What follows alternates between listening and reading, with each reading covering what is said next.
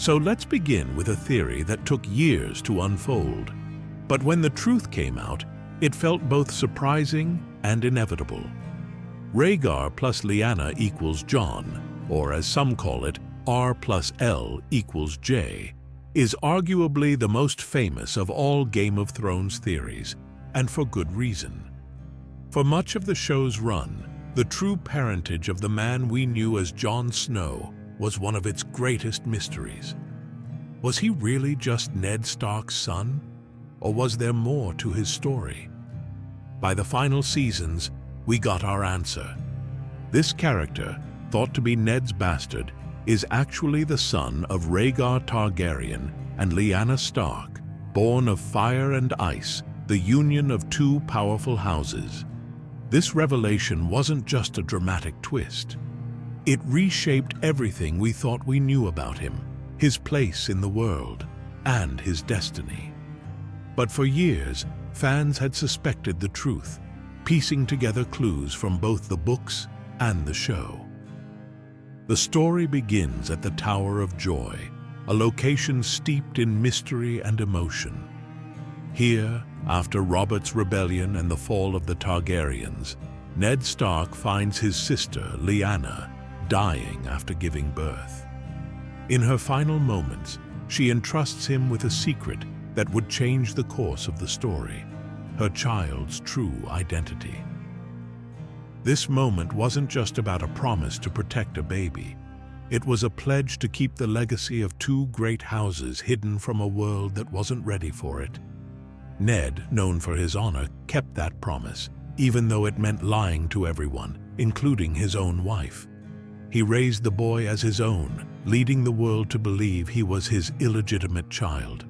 For years, this created tension within the Stark household, especially with Catelyn Stark, who couldn't forgive what she thought was a betrayal. But as the theory, and later the show, revealed, Ned wasn't dishonorable. He was protecting this child from a far greater danger, the wrath of Robert Baratheon, who had made it his mission to wipe out any remaining Targaryens. The implications of this true parentage ripple through the entire narrative of Game of Thrones. As the legitimate son of Rhaegar, he has a stronger claim to the Iron Throne than anyone else, including Daenerys Targaryen, who spends much of the series believing she is the last of her line. But this legitimacy also creates internal conflict. He was raised as a Stark, loyal to the North, where the idea of suddenly embracing Targaryen heritage feels foreign. Despite learning the truth, he continues to think of himself as Ned's son, embodying the values of honor and duty that Ned instilled in him. This conflict between upbringing and birthright becomes central to his arc. On one hand, he's connected to the North, where he served as Lord Commander of the Night's Watch and later as king in the North. On the other hand, his Targaryen blood ties him to the ancient prophecies that drive much of the overarching storyline, particularly the prophecy of Azor Ahai, the prince who was promised. Many believe he is the reincarnation of this legendary figure, destined to save the world from darkness. The Azor Ahai prophecy states that a hero will be reborn to fight the Long Night, wielding a flaming sword called Lightbringer to defeat the others. With his unique combination of Stark and Targaryen heritage, he is seen by many as the ultimate embodiment of this prophecy. His Valyrian blood connects him to dragons and fire, while his Stark lineage represents the icy North, where the greatest threat, the White Walkers, emerges. This duality positions him as the literal song of ice and fire, a living representation of the book series title. But even beyond prophecies, his connection to the Targaryens gives him a special relationship with dragons. When Daenerys arrives in Westeros with her 3 dragons, we see him interact with them in a way that no one else can, aside from Daenerys herself.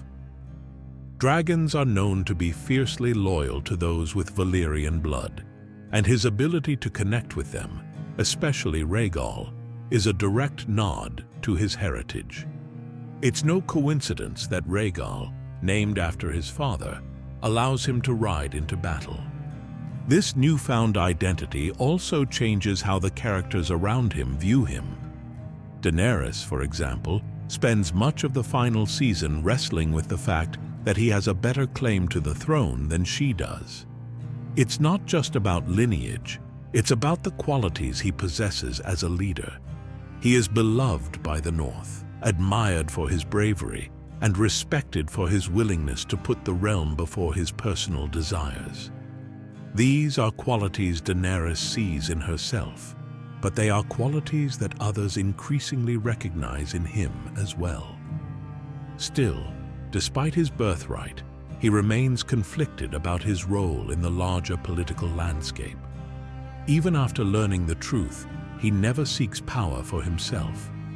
His focus remains on defeating the White Walkers and saving Westeros from the greater existential threat. In this way, he stays true to the man he's always been, someone who values the greater good above his own ambitions.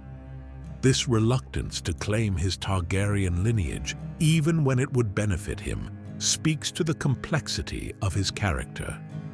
He doesn't define himself by his bloodline, but by his actions.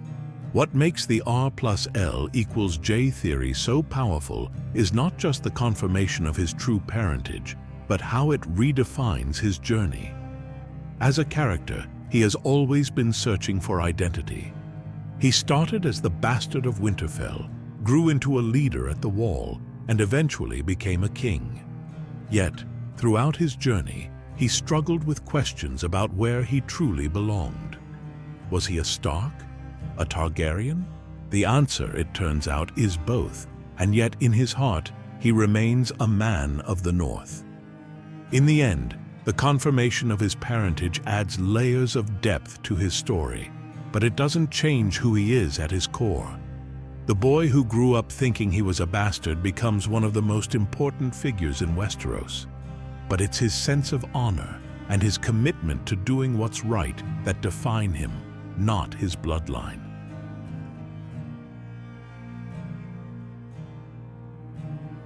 While Jon's true parentage reshaped our understanding of one of the central characters in Game of Thrones, another story has quietly unfolded in the shadows, driven by whispers and secret plots. This brings us to one of the most intricate and long-running conspiracies in the series, the Varys Illyrio conspiracy. Unlike Jon's clear-cut lineage, this theory takes us deep into the political gamesmanship that defines Westeros, with the Spider at its center. The Master of Whisperers has always operated with an air of mystery. His motives, at least on the surface, seem to align with maintaining balance and stability in the realm. But for years, fans suspected there was more to his intentions than simply serving the realm.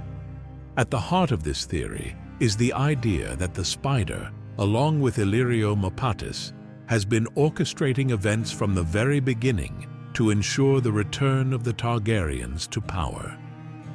This theory gained traction after the two were seen plotting in the dungeons beneath King's Landing. Their conversation, subtle as it may have been, hinted at a grander scheme that had been in motion for years, perhaps decades. To understand this theory, we need to look at the key players involved.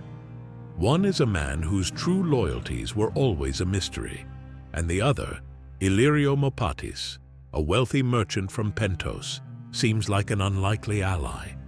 But their friendship runs deep, and together they've been pulling strings across both Westeros and Essos, subtly manipulating events in favor of the Targaryens.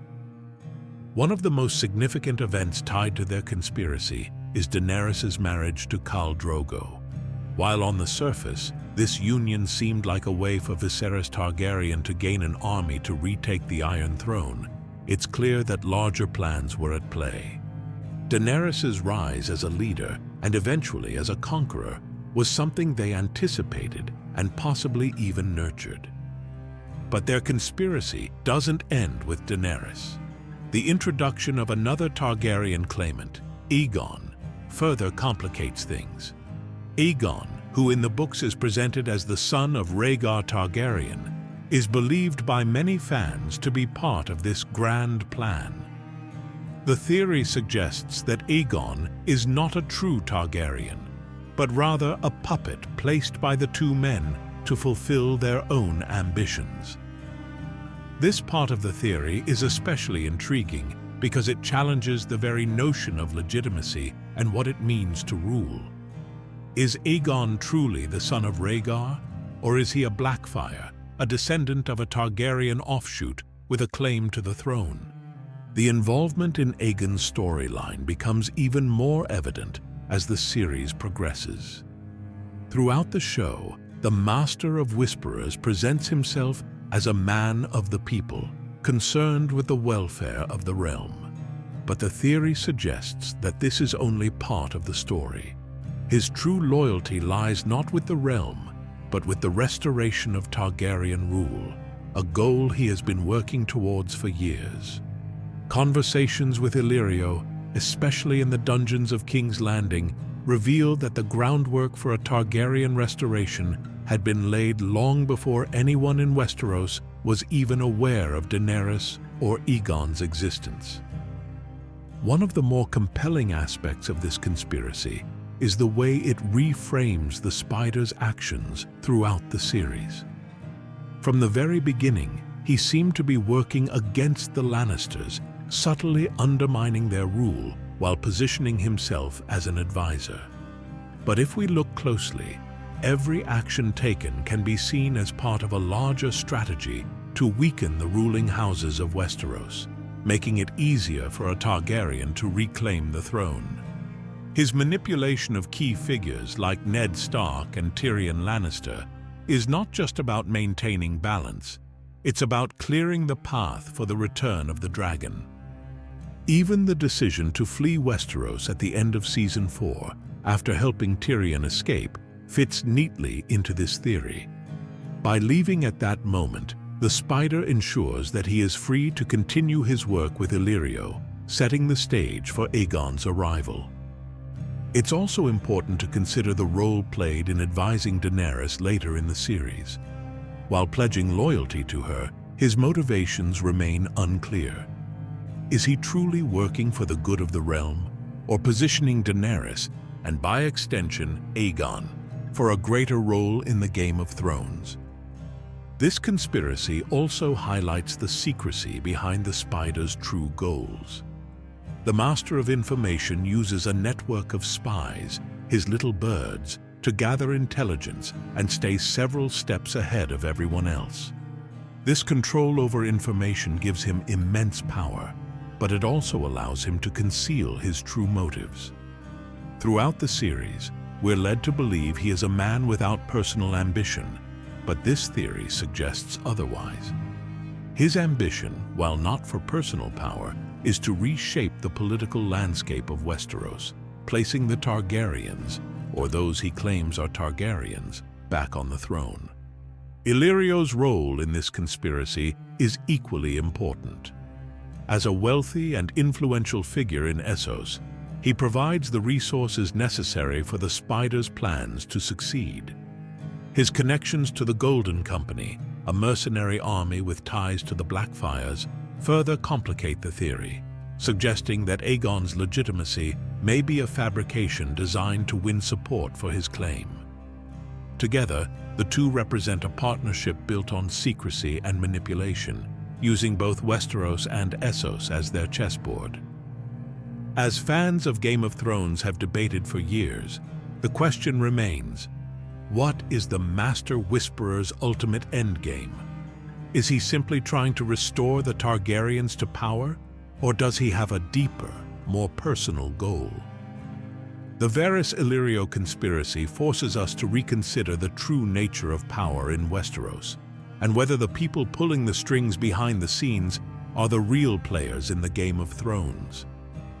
In the end, this theory, like many others, is built on a foundation of speculation and careful observation. While the show revealed much about the Spider's character, It left many questions unanswered, especially regarding his true loyalties and long-term goals. What we do know is that he is a man who thrives in the shadows, and if the theory holds any truth, his plans may have been far more elaborate than we ever realized. As we unravel the intricacies of secret plots in Game of Thrones, another pivotal conspiracy involves one of the most strategic minds in Westeros, the Purple Wedding. This theory proposes that the assassination of Joffrey Baratheon at his wedding was not just a random act of vengeance, but rather an event known, and perhaps even allowed, by his own grandfather, Tywin Lannister. The idea that Joffrey's death was more than an opportunistic murder is supported by the complicated relationship between the young king and his grandfather. From the beginning of Joffrey's rule, it was clear that he was uncontrollable, unpredictable, and far too impulsive to effectively govern the Seven Kingdoms. His cruel behavior, from tormenting Sansa Stark to ordering the execution of Ned Stark, directly clashed with the elder Lannisters' carefully constructed plans for stability and power. The boy king's reckless actions had already set off a chain reaction of events that plunged Westeros into chaos, and his volatility showed no signs of abating. For someone as calculated as Tywin, it must have been obvious that keeping Joffrey on the throne would only lead to further instability. The boy's decision to execute Ned Stark, for example, was done in direct defiance of the seasoned strategist's wishes. That rash act ignited the Northern Rebellion, turning the Starks from uneasy allies into full-fledged enemies of the crown. Joffrey's unpredictability made it impossible for his grandfather to control the realm with the precision he desired. This tension between the two characters is laid bare in several key scenes leading up to the Purple Wedding. In one particularly revealing exchange, Joffrey attempts to assert his authority over the head of House Lannister, only to be swiftly and dismissively put in his place. The scene underscores the fact that the real power in Westeros lies not with the king, but with the man pulling the strings behind him. Joffrey may have worn the crown, but his inability to rule effectively was obvious to everyone, none more so than his grandfather. The theory suggests that, recognizing his grandson's weaknesses, Tywin viewed Joffrey as a liability that needed to be removed. And who better to replace the erratic king than his younger brother Tommen, a far more malleable and gentle figure who could be easily influenced. With Tommen on the throne, the Lannister patriarch could effectively rule the kingdom without the chaos Joffrey so often brought to court. Subtle signs support this theory, pointing to the possibility that Joffrey's death was not entirely unexpected by his grandfather. Before the wedding, the elder Lannister appears more focused on marriage alliances and securing his family's long-term power than on the increasingly unstable behavior of the king. Despite Joffrey's cruel antics throughout the feast, mocking guests, threatening Tyrion, and torturing Sansa, his grandfather remains calm, unruffled by the escalating tensions. His focus is elsewhere, suggesting that the death of the king might not come as such a surprise. In the aftermath of the assassination, the reactions of those closest to Joffrey are starkly different. While Cersei is devastated, consumed with rage and grief, Tywin quickly shifts his attention to Tommen. In a strikingly cold moment, he escorts the boy away from the chaos of the feast to have a quiet conversation about kingship and what makes a ruler truly strong. Rather than grieving, the elder Lannister sees Joffrey's death as an opportunity to groom a new king, one who will listen to him and follow his guidance. It's also worth noting that Olenna Tyrell, later revealed to be responsible for the poisoning, had her own reasons for eliminating Joffrey. The Queen of Thorns was deeply concerned about her granddaughter Margaery being married to someone as volatile as the king. In Olenna's mind, killing Joffrey was a necessary step to protect her family's interests. However, it's possible that she was not acting entirely alone. Given the mutual benefits both houses gained from Joffrey's removal, one can imagine a scenario where Tywin either subtly encouraged or turned a blind eye to Olenna's plot. Another key moment that adds fuel to this theory is how quickly the elder Lannister moves past the murder and on to securing the future. His ability to detach emotionally from the death of his own grandson, while others around him are consumed with rage and confusion, hints at a deeper understanding of what truly matters: power and stability. In the Lannister world, nothing supersedes the survival and success of the family, even if that means sacrificing a member who stands in the way. Joffrey's death also provided a convenient means of dealing with another problem: Tyrion. During the trial, it becomes clear that the main objective isn't to find the true murderer, but rather to rid the family of the imp. Tyrion, always a thorn in his father's side, is conveniently framed for the crime. It's not unreasonable to suspect that this might have been an intentional move, eliminating two significant problems: the unpredictable king and the troublesome son, in one fell swoop. For a man like Tywin, whose primary concern was consolidating power, the events of the Purple Wedding worked perfectly in his favor. With Joffrey gone, the Lannisters could place a more compliant ruler on the throne and continue to control the realm from behind the scenes. Tommen's rise to power marked a new chapter for the family, one in which the chaos of the previous king could be replaced by the quiet, obedient reign of a child who knew where true authority lay. In many ways, this theory fits seamlessly with the character's established nature: pragmatic, ruthless, and always thinking several steps ahead. Allowing Joffrey to die, whether by direct involvement or simply turning a blind eye, would have been a cold but calculated decision. After all, Westeros was no place for a ruler who couldn't control himself, let alone a kingdom in turmoil. Ultimately, the theory challenges us to look beyond the obvious grief and chaos that surrounded the Purple Wedding and ask a deeper question: was this all part of a larger plan? In Westeros, where power is the only currency that truly matters, one can imagine a man like Tywin seeing his grandson's assassination not as a tragedy, but as an opportunity. While power struggles unfolded across Westeros, another plot was brewing quietly in the north, one that placed loyalty, legacy, and secrecy at its core.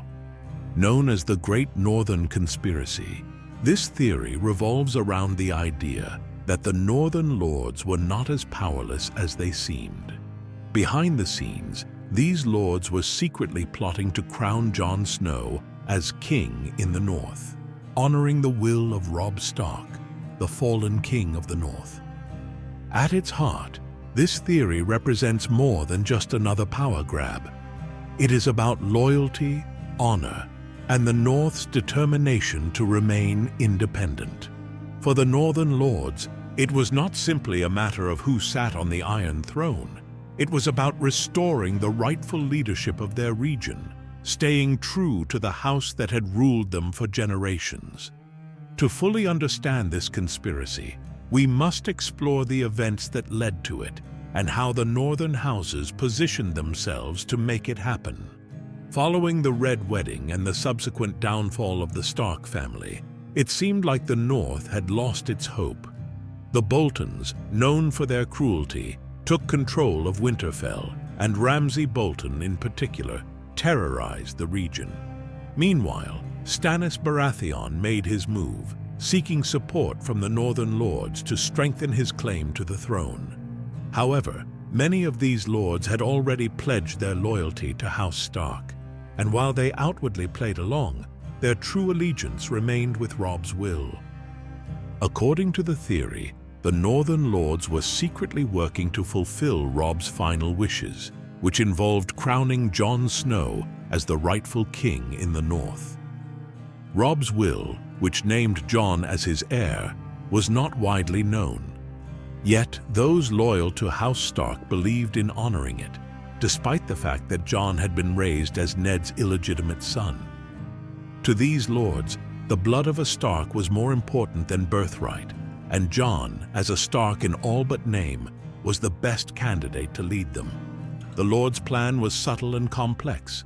Rather than directly challenging the Boltons or Stannis, they allowed these two forces to weaken each other.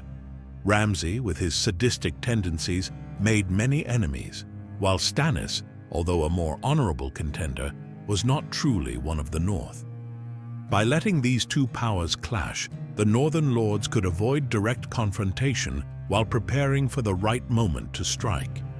The conspiracy becomes even more intriguing when we consider the Pink Letter, a mysterious message sent to Jon Snow at the Wall, purportedly from Ramsay. The letter taunts Jon, challenging him to come south and fight for Winterfell. While it's signed in Ramsay's name, many fans believe that it was actually written by someone else, perhaps the Northern Lords themselves, hoping to draw Jon into the conflict. Their goal, according to the theory, was to lure him back into the North so he could take his rightful place as their leader. One of the key elements of this theory is the steadfast loyalty the Northern houses have to the Starks. Even after the fall of Winterfell, many of these houses remained loyal to the Stark name, biding their time until a true heir could rise. Characters like Wyman Manderly, Lord of White Harbor, are central to this conspiracy. Manderly's actions, which include feigning loyalty to the Boltons while secretly plotting against them, demonstrate the lengths to which these lords were willing to go to restore Stark leadership. Lord Manderly, in particular, becomes a pivotal figure in the conspiracy. In one scene from the books, he serves Ramsay Bolton a pie made from Freys, the family responsible for the Red Wedding. This act of revenge, though subtle, is a clear sign of where his true loyalty lies. Manderly's cunning and patience make him a key player in orchestrating the eventual downfall of the Boltons and the return of a Stark-led North. Beyond loyalty, Robb's will also played a significant role in this plot. Naming Jon as his heir was a move that not only defied convention, but also highlighted Robb's belief in his brother's abilities. Robb knew that Jon had the strength, honor, and leadership skills necessary to unite the North, even if Jon himself was reluctant to embrace that role. The will gave the Northern Lords a legitimate reason to back Jon, even if it meant defying the ruling powers of the time. Another key aspect of the conspiracy is how the Northern Lords used deception to mask their true intentions. By outwardly supporting the Boltons or Stannis, they avoided immediate retribution while secretly waiting for the opportune moment to make their move. This strategy allowed them to bide their time and avoid drawing attention to their ultimate goal, crowning Jon as king in the North. The theory also delves into the ways in which the Northern Lords manipulated events to create chaos for the Boltons. Small acts of rebellion, strategic alliances, and misinformation spread throughout the region were all designed to weaken the ruling powers. These subtle tactics were part of a larger plan to destabilize the Boltons' control over Winterfell, paving the way for a true Stark heir to return. When Jon Snow is eventually declared king in the North, the culmination of this conspiracy is realized. The Northern Lords' loyalty to House Stark, their subtle manipulations, and their refusal to bend the knee to outside forces all come together in this moment.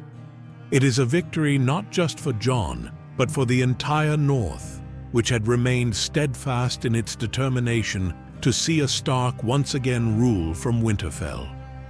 But this conspiracy isn't just about restoring a Stark to power. It's about the values that define the North. The lords involved in the plot embody the ideals of honor, loyalty, and independence. They were not willing to submit to the whims of Southern rulers, or bend to tyrants like Ramsay Bolton. For them, the North was more than just a region. It was a way of life, and they needed a leader who truly understood and respected that. The Great Northern Conspiracy reminds us that, in Westeros, power is rarely gained through brute force alone. Cunning, patience, and loyalty are often the key to success. And in this case, the Northern Lords used all three to restore a Stark to Winterfell. Their quiet rebellion, hidden behind layers of deception and loyalty, ultimately led to the return of a rightful king, one who would lead the North not just with strength, but with honor. As the Northern Lords quietly plotted their rebellion, another family was weaving a web of its own in King's Landing, one that would bring down one of the most powerful figures in Westeros. Known as the Grand Tyrell Conspiracy, this theory suggests that the Tyrells, led by the cunning Olenna Tyrell, orchestrated the downfall of Cersei Lannister by manipulating the High Sparrow and the Faith Militant, clearing the path for Margaery to take control. For years, the Tyrells had been at odds with Cersei, each maneuvering for power and influence. While Cersei was driven by her desire to maintain Lannister dominance, the Tyrells saw an opportunity to place Margaery in a position of power by aligning with the Baratheons through marriage. The rivalry between these two formidable women, Cersei and Margaery, became a central conflict in the capital, with each trying to outmaneuver the other at every turn. Margaery's initial marriage to King Renly Baratheon was the first move in the Tyrells' strategic rise. Though Renly's claim to the throne was short-lived, it positioned Margaery as a viable queen. After Renly's death, the Tyrells wasted no time, quickly aligning themselves with the Lannisters by marrying Margaery to King Joffrey. This union solidified their position at court, placing Margaery in line to become Queen of the Seven Kingdoms. However, the marriage also intensified Cersei's animosity toward the Tyrells, as she saw Margaery not just as a political rival, but as a direct threat to her own influence. The rivalry between Cersei and Margaery only deepened after Joffrey's death and Margaery's subsequent marriage to Tommen Baratheon. With each marriage, Margaery came closer to securing her place as queen, while Cersei's control over her son, Tommen, began to slip. The younger queen's charm and influence over the boy king were clear, and it was obvious to everyone, including Cersei, that Margaery was positioning herself as a key player in the realm. But Olenna Tyrell, the true mastermind behind the family's rise, saw that Cersei would never relinquish power willingly. Olenna's sharp political mind understood that removing Cersei from the equation was necessary for her granddaughter to succeed. And so, the Tyrell matriarch set her sights on a more subtle approach, one that would use Cersei's own arrogance and paranoia against her. Enter the High Sparrow. While the High Sparrow appeared to be a humble, devout leader of the Faith Militant, his rise to power was carefully manipulated by the Tyrells, particularly Olenna. By encouraging the Faith's resurgence in King's Landing, the Tyrells laid the groundwork for Cersei's eventual downfall. The High Sparrow's growing influence provided the perfect tool for dismantling Cersei's control without the need for open conflict. Cersei, in her desperation to rid herself of Margaery and the Tyrells, made a crucial mistake. She aligned herself with the Faith Militant, believing that she could use the religious group to remove her rivals from power. What Cersei didn't realize was that she was walking straight into Olenna's trap. By arming the Faith and empowering the High Sparrow, Cersei inadvertently gave her enemies the means to turn against her. The plan came to a head when Margaery and Loras Tyrell were arrested by the Faith on charges of immorality and perversion. At first, it seemed as though Cersei had won. Her rivals were imprisoned, and she could breathe a sigh of relief. However, the Tyrells' influence on the High Sparrow was stronger than it appeared. Olenna's behind-the-scenes maneuvering ensured that Margaery's position at court would remain secure, and soon the tables turned on Cersei. Cersei, who had orchestrated Margaery and Loras's imprisonment, found herself facing the same fate. The High Sparrow, empowered by Cersei's own actions, turned his attention to her sins, arresting the Queen Mother for her past transgressions. The scene that followed, Cersei's walk of atonement through the streets of King's Landing, was one of the most humiliating moments in her life, and it marked the beginning of her downfall.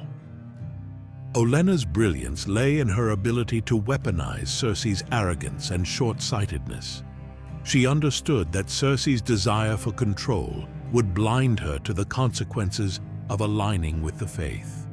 By allowing Cersei to make the first move, Olenna ensured that the Queen Mother's own actions would lead to her destruction.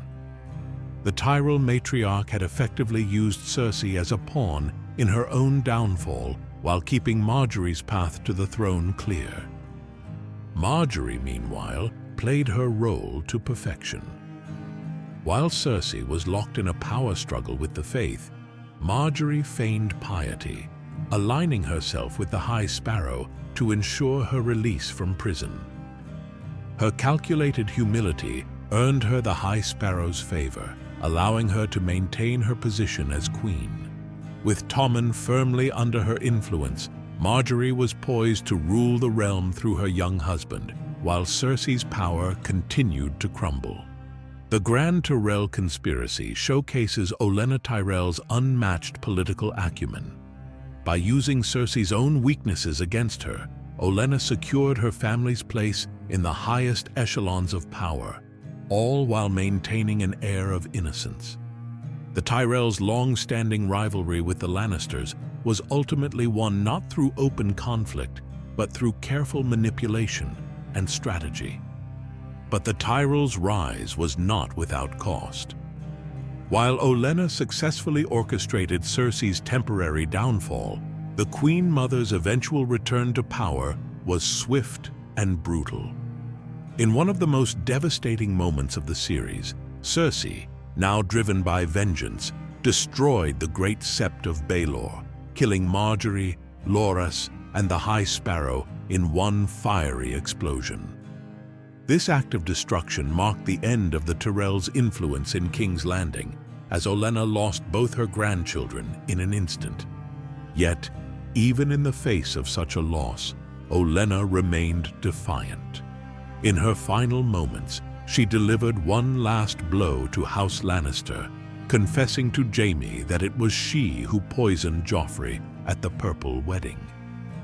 Her admission served as a reminder of just how far Olenna was willing to go to protect her family, and of the lengths she had gone to in order to secure their future. The Grand Tyrell Conspiracy highlights the dangerous game of politics in Westeros, where even the most carefully laid plans can be undone in an instant. Olenna's manipulation of Cersei, the Faith Militant, and the royal court stands as one of the most impressive power plays in the series, proving that, in the Game of Thrones, strategy often trumps brute force. As we venture beyond the Wall into the frozen wastelands of the North, we encounter one of the most mysterious and debated figures in Game of Thrones lore, Cold Hands. This enigmatic character, who assists Bran Stark in his journey, is the subject of a fascinating theory, that he is, in fact, the Night's King, the 13th Lord Commander of the Night's Watch, who was turned by the others. This theory taps into the deep mythos surrounding both Cold Hands and the Night's King, connecting ancient legends to one of the most pivotal storylines in the series. Cold Hands first appears when Bran, Meera, Jojen, and Hodor are lost in the wilderness beyond the Wall.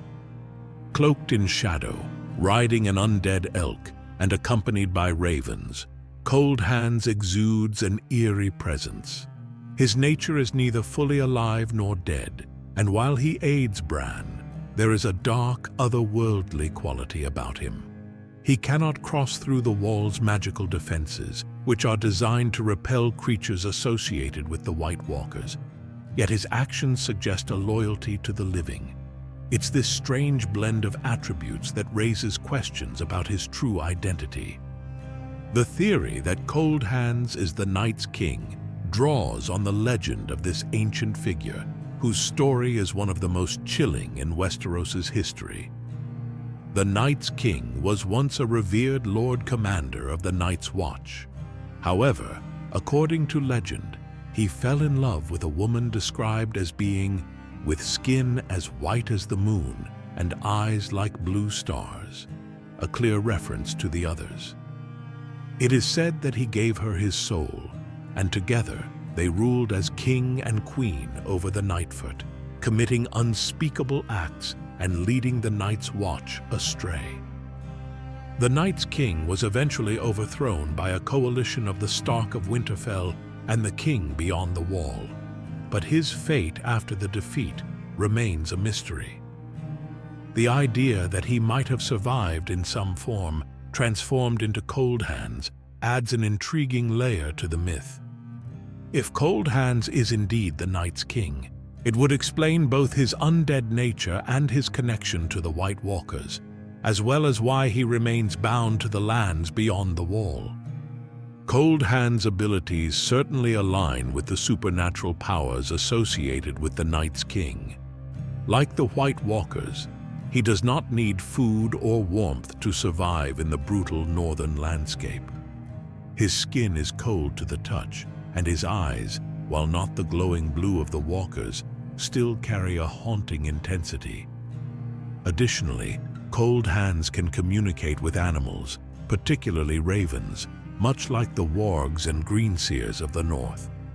This ability suggests a deep connection to the magical forces at play in the world beyond the Wall, and perhaps even a link to the ancient magic of the first men.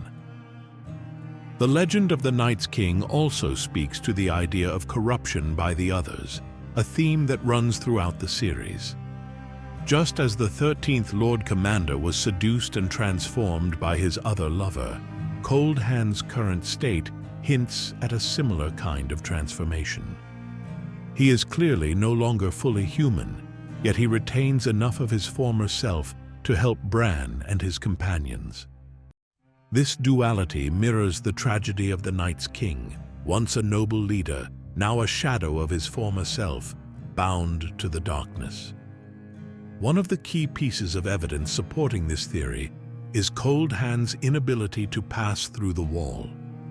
The Wall was built with ancient spells designed to keep out the White Walkers and other dark creatures, and Cold Hands' inability to cross it suggests that he is somehow connected to these forces.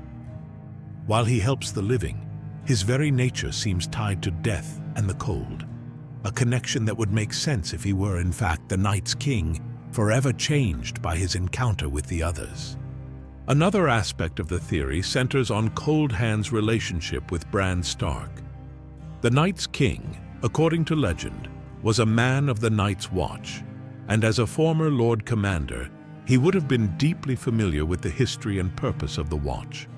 Cold Hands' knowledge of the lands beyond the Wall, as well as his understanding of the threats posed by the White Walkers, suggests that he once held a position of great responsibility. Guiding Bran to the three-eyed raven could be seen as a continuation of his duty to protect the realm, even if he has been altered by dark forces. However, there are also arguments against the idea that Cold Hands is the Night's King. For one, Cold Hands seems to possess a degree of free will and a desire to help the living that the Night's King might not have. The White Walkers, led by the current Night King, are bent on destruction, and their single-minded pursuit of death contrasts with Cold Hands' more nuanced behavior. While he is certainly connected to death and the cold, his actions suggest a desire to aid rather than destroy. Even so, the parallels between Cold Hands and the Night's King are difficult to ignore. Both are figures shrouded in mystery, tied to the lands beyond the Wall and to the ancient magic of the first men. Both represent the thin line between life and death, and both are connected to the White Walkers in ways that are not fully explained. If Cold Hands is indeed the Night's King, it would add a layer of tragic complexity to his character, turning him into a figure who, despite his fall from grace, continues to fight against the darkness that once consumed him. In the end, Cold Hands remains one of the most mysterious figures in Game of Thrones, and the theory that he is the Night's King provides a tantalizing explanation for his origins. Whether or not the theory is true, it highlights the deep connections between the living and the dead in the world of Westeros, and the idea that even the most powerful leaders can be brought low by forces beyond their control. Cold Hands may be bound to the cold, but his actions suggest a lingering humanity, a desire to do what is right, even if his true nature is forever changed. Now, as cold as the Night King is, here's a theory that's sure to warm the hearts of Game of Thrones fans who believe in redemption: the Gravedigging Hound. This once popular theory suggests that Sandor Clegane, known for his brutal past, didn't die as many believed, but instead found a new life as a humble novice, quietly working as a gravedigger after leaving behind his violent ways. Throughout the series, the Hound is haunted by rage, fear of fire, and the scars of a painful past. His journey, marked by violence and hatred, seemed to end when he was left for dead after a brutal fight with Brienne of Tarth. Yet, many fans weren't convinced that his story had truly reached its conclusion. This theory, which gained traction in the books, stems from subtle clues. In A Feast for Crows, Brienne encounters a group of monks in a remote and tranquil place. The leader, known as the Elder Brother, tells her that the Hound is dead. But the way this is said sparked speculation, as a large, hooded novice, described as limping and possessing great strength, leads some readers to believe that this could be Sandor, quietly living out his days. In this peaceful setting, the theory posits that the former warrior has undergone a transformation. Throughout his arc, there were glimpses of compassion, particularly towards Sansa and Arya Stark, that hinted at a longing for a life free from the violence that defined him. Living as a novice, digging graves, was seen as his chance for redemption. However, in the TV adaptation, the story takes a different turn. The Hound survives his injuries and spends time living in seclusion with peaceful villagers. Eventually, he returns to Westeros, rejoining the larger conflicts and culminating in the much-anticipated Clegane Bowl, the showdown between the Clegane brothers. This final confrontation symbolizes more than just a battle. It represents his reckoning with the demons that haunted him. While the TV series dismissed the idea of a quiet, secluded life, it retained the focus on his struggle for redemption. His later journey highlighted the internal conflict between his violent past and his desire for peace. His final battle with Gregor isn't just about vengeance. It reflects a deeper need to confront his own identity and the violence he had long tried to escape. In the books, the theory remains more open to interpretation. The elder brothers claim that the Hound is dead could symbolize the end of his former life as he adopts a new identity and seeks redemption away from the bloody path he once walked. If he truly is the novice gravedigger, it could be a way of burying not only the dead, but also the person he used to be. The gravedigger theory, whether literal or metaphorical, perfectly captures the themes of transformation and redemption. Even in a world as brutal as Westeros, the idea of finding peace after a life of violence holds powerful significance. In both the books and the show, his journey represents a broader story about change, forgiveness, and seeking a new path. Ultimately, while the show diverges from the gravedigger theory, the character's search for redemption is at the heart of his story. Whether living quietly or battling his brother to the death, His legacy is one of transformation, a reminder that even the most hardened souls can seek peace in a world full of chaos. From hidden gravediggers to mysterious knights, the next theory transports us back to one of the most legendary and debated events in Westeros history, the Night of the Laughing Tree. This figure appeared during the tourney of Harrenhal, a pivotal moment that set off a chain of events leading to Robert's rebellion.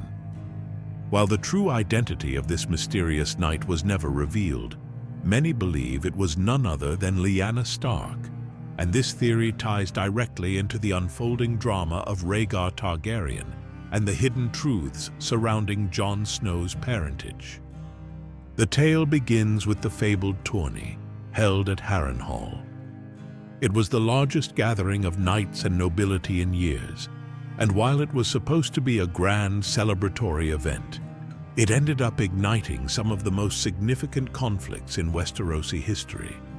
During this event, a mystery knight, clad in mismatched armor and bearing a shield decorated with a laughing weirwood tree, appeared on the jousting field. The knight defeated 3 challengers in quick succession, all of whom had previously mocked and humiliated a Crannogman, believed to be Howland Reed, a close ally of the Starks. The mystery knight refused to unmask, vanishing before their identity could be revealed. What makes this moment particularly intriguing is the context. It wasn't just any tournament.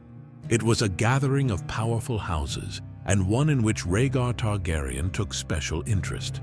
Some believe Rhaegar's actions during and after the tourney, most notably his decision to crown Lyanna Stark as the Queen of Love and Beauty, were influenced by his encounter with this mysterious knight. The theory that Lyanna was the Knight of the Laughing Tree draws on several clues. First, her fiery, rebellious nature makes her a likely candidate. As the only daughter of Rickard Stark, she was known for being independent and headstrong, traits that would align with someone bold enough to don armor and challenge those who had wronged her friend. Her close relationship with Howland Reed adds weight to the idea that she would step in to defend his honor, especially since he lacked the means to do so himself. The symbolism of the Laughing Tree is another key factor. In the north, weirwood trees are sacred, representing the old gods and the ancient traditions of the first men. For a Stark, particularly one as connected to the north as Lyanna, to choose this symbol would make sense. It would also be a subtle act of defiance, a way of asserting her identity and values in a gathering dominated by southern lords and their politics. But the implications of Lyanna being the Knight of the Laughing Tree go beyond a simple act of rebellion. Many believe that this moment was a turning point for Rhaegar. The theory suggests that Rhaegar, impressed by the Mystery Knight's skill and courage, began to take an interest in the person behind the armor. When he discovered it was Lyanna, it deepened the connection between them, setting the stage for their eventual elopement. This, of course, led directly to Robert's rebellion, the fall of the Targaryen dynasty, and the larger conflict that defines much of Game of Thrones. Rhaegar's decision to crown Lyanna as the Queen of Love and Beauty, despite being married to Elia Martell, was seen by many as the first open act of defiance against his own family and a signal of the burgeoning romance between them. If Lyanna was indeed the knight who impressed him so deeply, it adds a layer of complexity to their relationship. It suggests that Rhaegar wasn't simply drawn to Lyanna's beauty, but to her strength and courage as well, qualities that mirrored his own sense of honor and duty. The connection between this theory and Jon Snow's parentage is impossible to ignore. If Lyanna was the Knight of the Laughing Tree, it further solidifies her role as a central figure in the events that led to Jon's birth.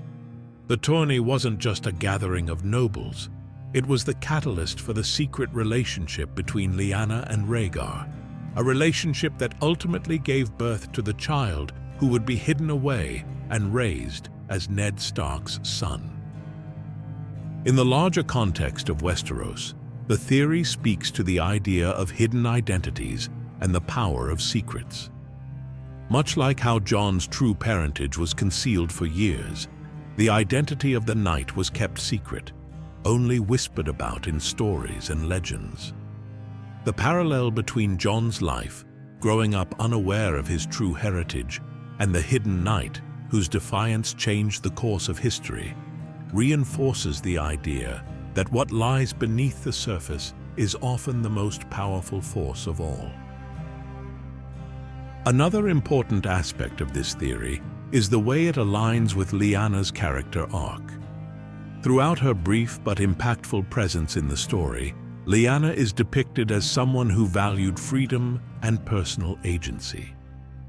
Her decision to flee with Rhaegar, though it sparked a war, was consistent with her independent spirit. If she was the Knight, it would have been an early demonstration of her willingness to take matters into her own hands, refusing to let others dictate her fate. The tourney itself is also a crucial element in the broader narrative. It serves as a microcosm of the political tensions simmering beneath the surface in Westeros.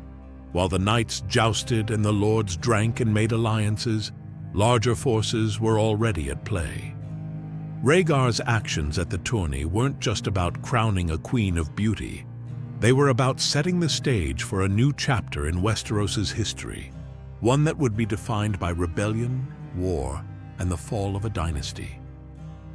In both the books and the show, the Knight of the Laughing Tree remains an unsolved mystery.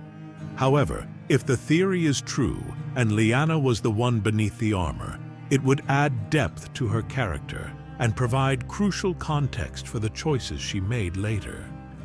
It also highlights the idea of women in Westeros challenging the roles they were expected to play, using the tools available to them, whether swords or secrets, to shape the world around them. Ultimately, the theory surrounding the Knight of the Laughing Tree is more than just a question of who wore the armor.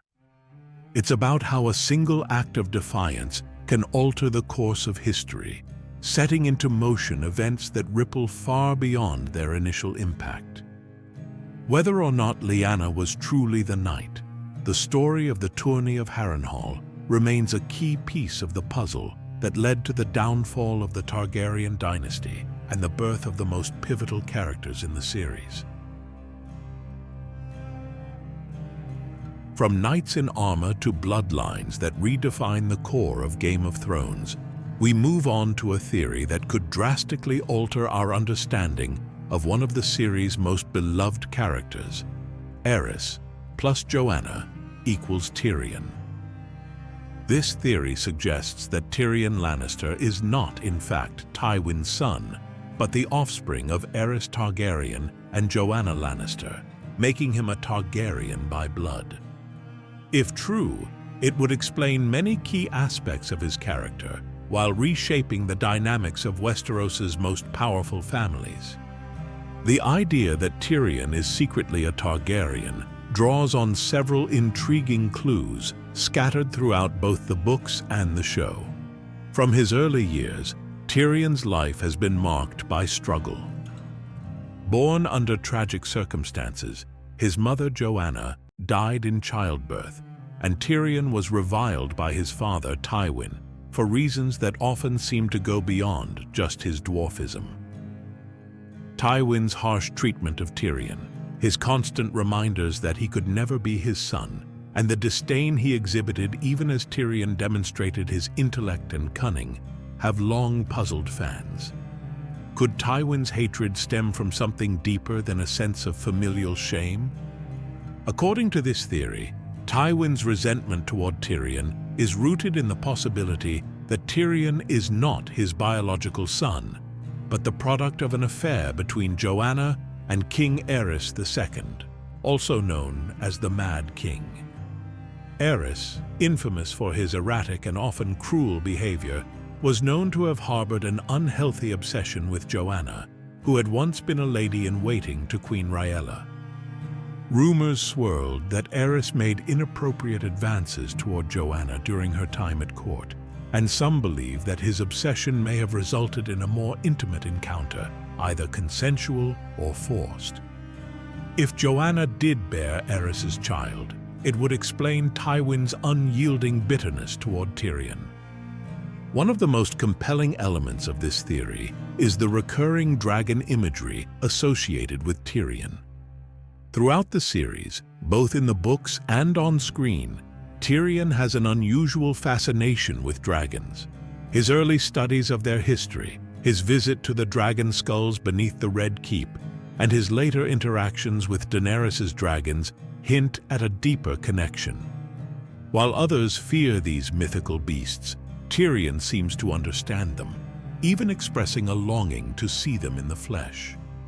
In one particularly notable moment, he frees Daenerys's dragons from their chains without being burned or attacked, an action that parallels Daenerys's own bond with the creatures. The idea that Tyrion may have Targaryen blood flowing through his veins adds significant weight to these moments.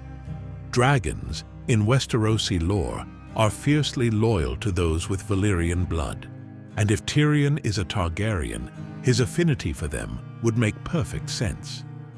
Moreover, the theory positions Tyrion as another embodiment of the three heads of the dragon prophecy, a trio of Targaryens believed to be key in shaping the future of the realm. With Daenerys and Jon Snow already confirmed to carry Targaryen blood, Tyrion being the third would complete the trio. Tywin's infamous line to Tyrion before his death, "You are no son of mine," is often cited as further evidence supporting the theory. While this could be interpreted as a reflection of Tywin's disdain for his youngest child, some believe it's a literal statement. Tywin, a man known for his pride and his ruthless control over his house, may have long suspected, or even known, that Tyrion was not his own. This would explain his lifelong resentment, as Tywin was forced to raise the child of the man who not only dishonored his wife, but also threatened his own legacy. If Tyrion's true parentage were to be revealed, it would have significant implications for the power dynamics in Westeros. For one, Tyrion's claim to the Iron Throne would become much stronger, as his Targaryen lineage would position him as a legitimate heir to the ruling family.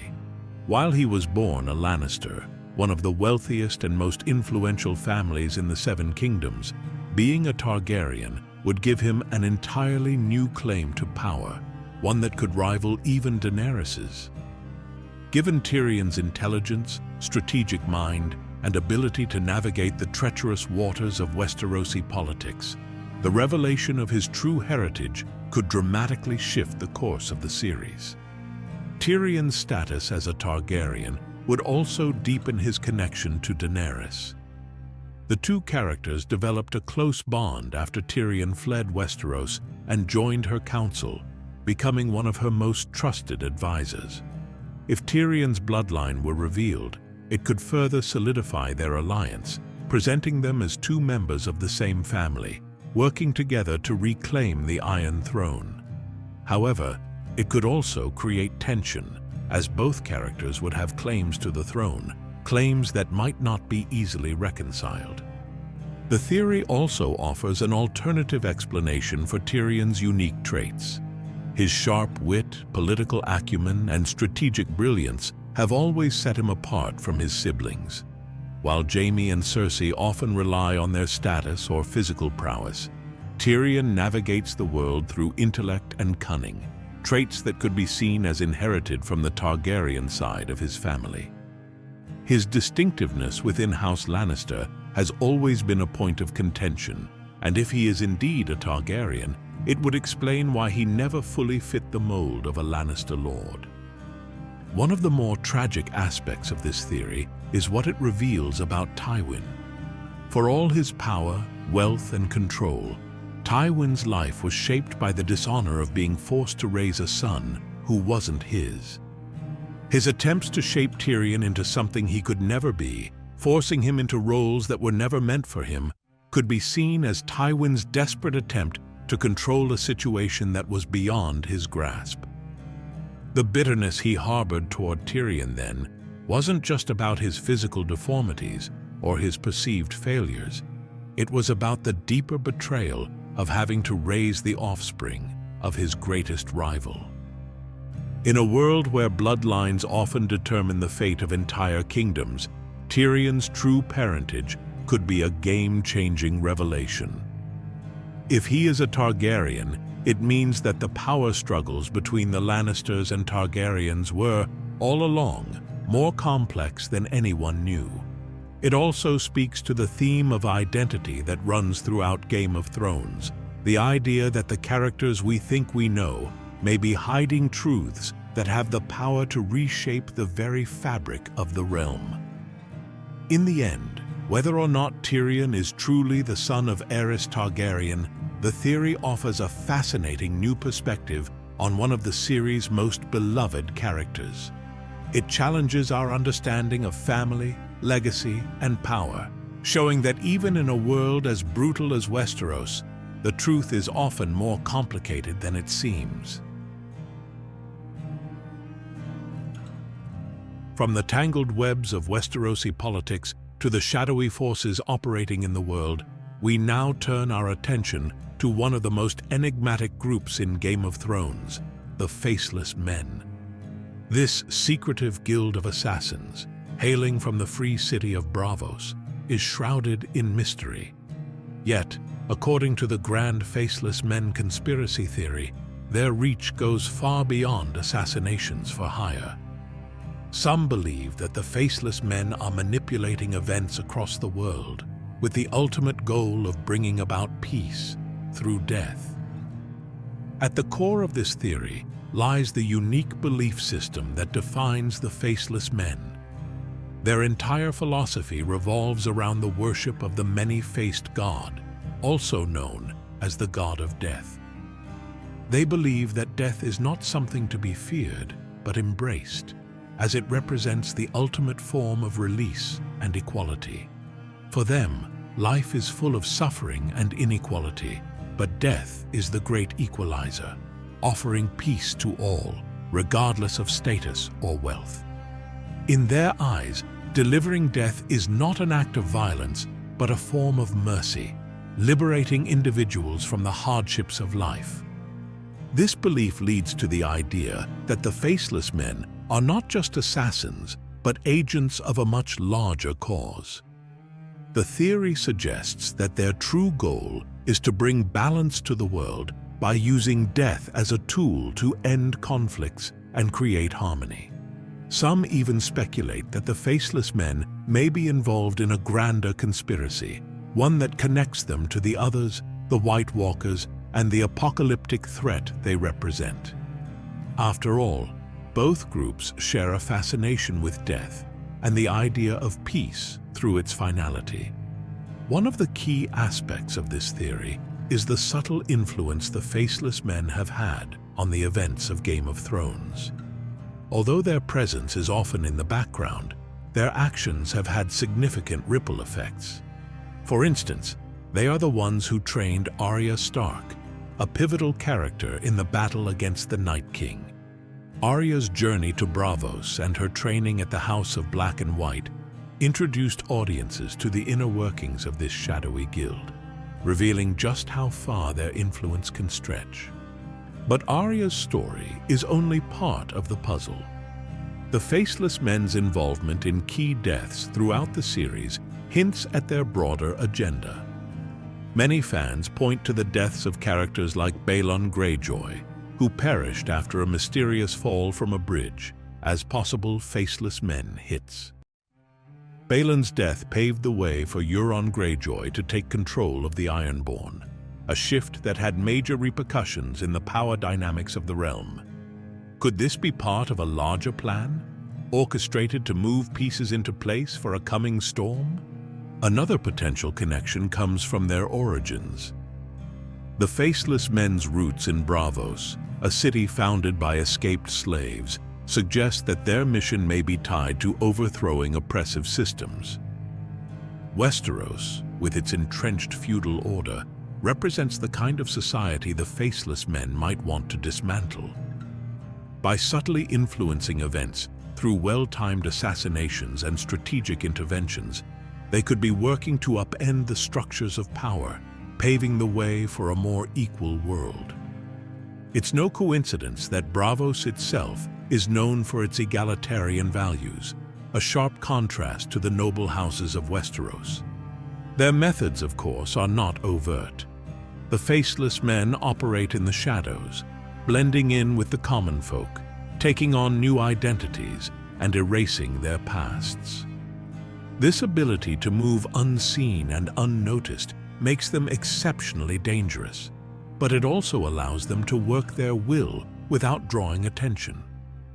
In a world where power is often defined by flashy displays of wealth or force, the Faceless Men's quiet, deliberate approach represents a different kind of strength, a strength rooted in patience and subtlety.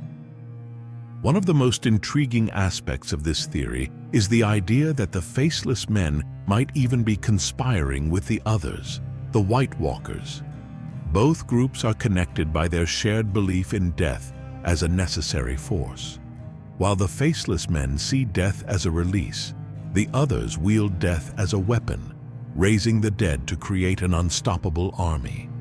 If the Faceless Men were somehow aiding the White Walkers, it would signal a disturbing alignment of goals, one that views the end of life as a pathway to peace.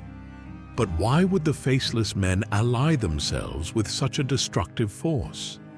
The theory suggests that, in their view, the world has become so corrupted and chaotic that only a complete reset, brought on by death, can restore balance. The others represent an apocalyptic force that could wipe the slate clean, and the Faceless Men, as servants of the many-faced god, might see this as the ultimate act of balance.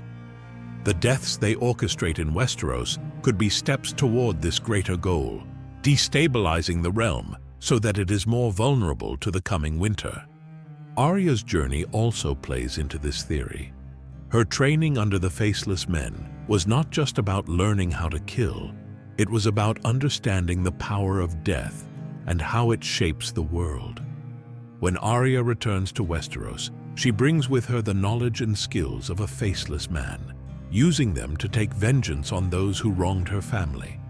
However, Arya's personal quest for justice may align with the Faceless Men's larger mission, whether she realizes it or not. By eliminating figures like Walder Frey and key members of House Frey, she is doing more than avenging the Red Wedding. She is reshaping the political landscape of the Riverlands, furthering the destabilization of the realm. In the grander scope, the idea that the Faceless Men are manipulating events across Westeros gives them an outsized role in the story's ultimate outcome. Their philosophy, based on the acceptance of death, offers a stark contrast to the ambitions and greed of the noble houses.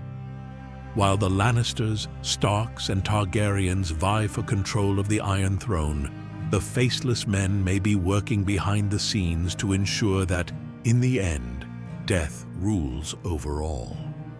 If this theory holds true, it changes the way we view many of the pivotal events in the series. The Faceless Men are not just a secretive guild of assassins. They are the hidden hand guiding the fate of the world, steering it toward an inevitable conclusion where death and peace reign. Their connection to the larger conflicts, especially the impending war with the White Walkers, suggests that their influence is far-reaching and deeply intertwined with the existential threats facing Westeros. Ultimately, the grand Faceless Men Conspiracy offers a chilling possibility that while the great houses squabble over power, the true game is being played by those who work in the shadows, wielding death as their ultimate weapon to bring about a new world order. After exploring the brutal world of redemption, we turn now to a theory that delves deep into the shadows: Missandei the Faceless One. This intriguing idea suggests that the quiet, loyal companion of Daenerys Targaryen is not what she seems. Rather than a simple slave girl freed from chains, she may actually be a faceless man, part of the mysterious order of assassins known for their ability to change identities and work in secret.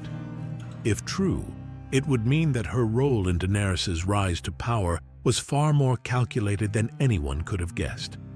At first glance, Missandei appears to be an innocent and kind-hearted translator, someone who has survived hardship and enslavement with grace. Yet, certain details about her knowledge, behavior, and mysterious past have led fans to speculate that there is more to her than meets the eye.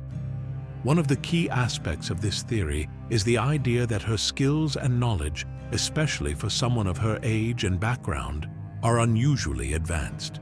She speaks multiple languages fluently, including the ancient tongue of High Valyrian, a language typically reserved for the elite or those with extensive education. This linguistic prowess raises questions about where she might have acquired such knowledge. In her role as Daenerys' trusted advisor, she becomes more than just a translator. She acts as a subtle influencer, guiding decisions, offering counsel, and shaping the way her queen interacts with others. If she were truly a faceless man, her abilities to observe and manipulate would be essential tools in carrying out a hidden agenda.